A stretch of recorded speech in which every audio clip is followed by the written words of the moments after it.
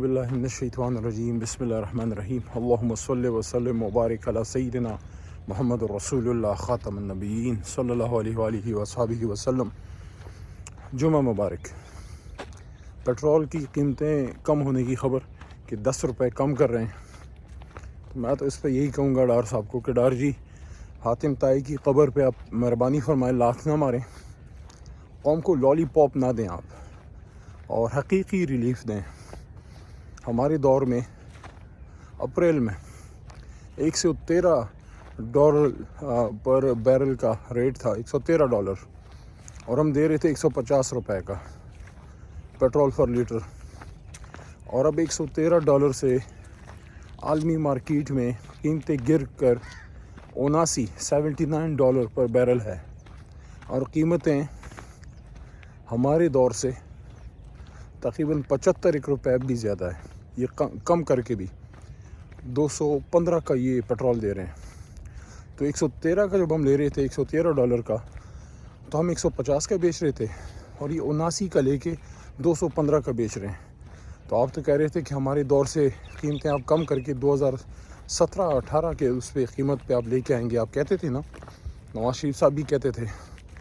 تو کہاں گئی آپ کی وہ حقیقی ریلیف اور وہ مہنگائی کو کنٹرول کرنا؟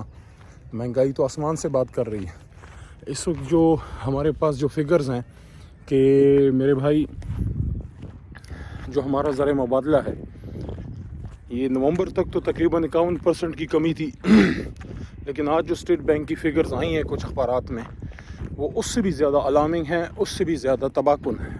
وہ کیا ہے کہ صرف 7 مہینے میں 51% ختم ہوا آپ کا زر مبادلہ، $16.2 ارب سے یہ میرے بھائی کم ہو کے رہ گیا 7.9 پہ، اور آج کی جو فگر تازہ ہیں وہ 7.9 سے بھی کم ہو گیا، 6.7۔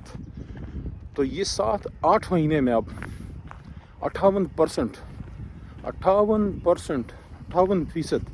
آپ کا زر مبادلہ کم ہوا ہے۔ تو اس کا مطلب ہے کہ اگر کسی کی جیب میں 100 روپے تھے تو اس میں سے 58 چلے گئے۔ اس طرح اس کی اگزامپل آپ لے لیں۔ اور جو ڈالر کی قیمت تھی، اللہ کے کرم سے ہمارے دور میں جب ہم عدم اعتماد ابھی نہیں آئی تھی، تو اس وقت 149 تھا، اب 225-230 ہے۔ تو کون سا ریلیف اور کون سی مہنگائی ختم کرنا؟ آپ نے تو معیشت کا جو ہے وہ جنازہ نکال کے رکھ دیا۔ عوام کی زندگی اجیرن ہے۔ اس وقت آپ کا زر مبادلہ کم سے کم ہوتا جا رہا ہے۔ پیٹرول کی قیمتیں آپ کہتے ہیں ہم نے 10 روپے کم کر دی ہیں، لے کے آئے نا 150 پہ جو ہمارا تھا۔ آپ تو کہہ رہے تھے اس سے بھی کم کریں گے، آپ تو کہہ رہے تھے کہ 100 سے بھی کم کریں گے قیمتیں پیٹرول کی پر لیٹر، ابھی بھی 215 کا آپ بیچ رہے ہیں۔ تو کس کو آپ دھوکہ دے رہے ہیں؟ کس کو آپ لالی پاپ دے رہے ہیں؟ دوسرا، جو ہماری جو صنعتی ترقی ہے اس کو بریک لگ چکا ہے، اور یہ بڑے افسوس کی بات ہے۔ 48% کے قریب ہماری مشینری گڈز امپورٹ یہ کم ہو گئی ہیں، اور یہ فگر بھی نومبر کی ہے۔ اب دسمبر کے اینڈ میں ہم جا رہے ہیں، تو اس مہینے میں جو فرق ہے وہ ہمیں دیکھنا ہوگا کہ مہینے میں اور کتنا گرا ہے۔ لیکن 48% تقریباً 50% اس کو سمجھ لیں۔ تو یہ اگر 50% ہم مشینری کم منگا رہے ہیں، اس کا مطلب ہے کہ فیکٹریوں کو ضرورت نہیں ہے نا۔ اس کا مطلب یہ ہے کہ فیکٹریاں نہیں چل رہی۔ اگر آپ کی مشینری گڈز امپورٹ کم ہوئی ہے تو فیکٹریوں کا بند ہونا، مزدور کی مزدوری کا ختم ہونا، اور اس کا بے روزگار ہونا ہے، یہ ساری چیزیں بہت ہی تباہی کی طرف جا رہی ہیں۔ اور ہم تو حیران ہیں کہ ہمیں تو کہا جاتا تھا کہ ناتجربہ کار ہے، نہیں سمجھتے۔ ہم نے تو آپ کی معیشت کو اٹھا کے رکھ دیا اللہ کے کرم سے۔ یہ جو آج 6.7 کی فگر ہے ارب ڈالر کی، کہ 6.7 ارب ڈالر پہ ہمارا خزانہ پہنچا ہوا ہے۔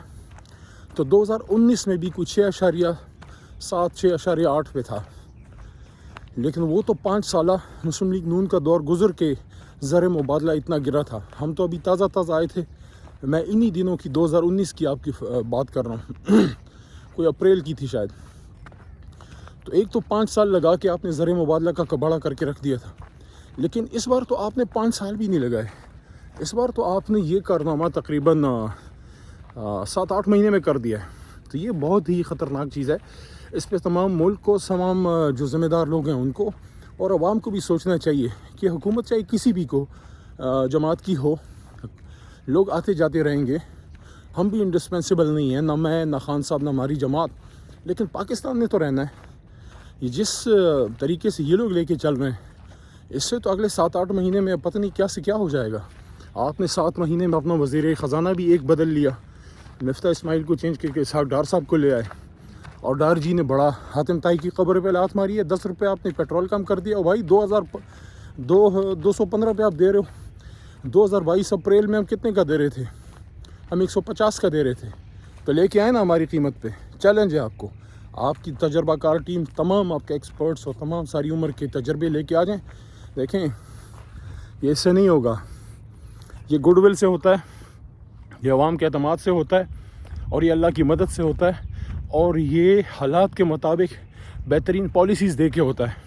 کیا وجہ تھی کہ جاپان اور جرمنی جیسے ممالک جو بڑی بڑی اکانومیز ہیں، امریکہ، اس طرح کے ممالک، ان کے جو کورونا کے دوران ان کا تمام بزنس سب ٹھپ ہو کے رہ گیا، بند کر دیا انہوں نے، کمپلیٹ لاک ڈاؤن۔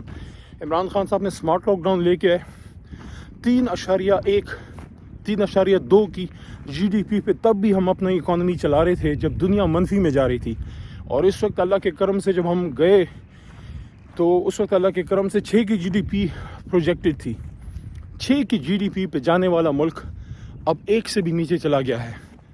بڑی ترقی کر لی ہے، بڑا پاکستان کو بچا لیا ہے، بڑا اپنے پاکستان کی خدمت کی ہے۔ جس نے بھی کیا ہے پاکستان سے بہت بڑی زیادتی کی ہے، پاکستانی عوام سے، خاص کر وہ لوگ جو 20-25 ہزار روپے پر مہینہ کے حساب سے وہ کماتے ہیں، دیہڑی دار ہیں، وہ لوگ کیا کریں گے؟ وہ لوگ کیا کھائیں گے؟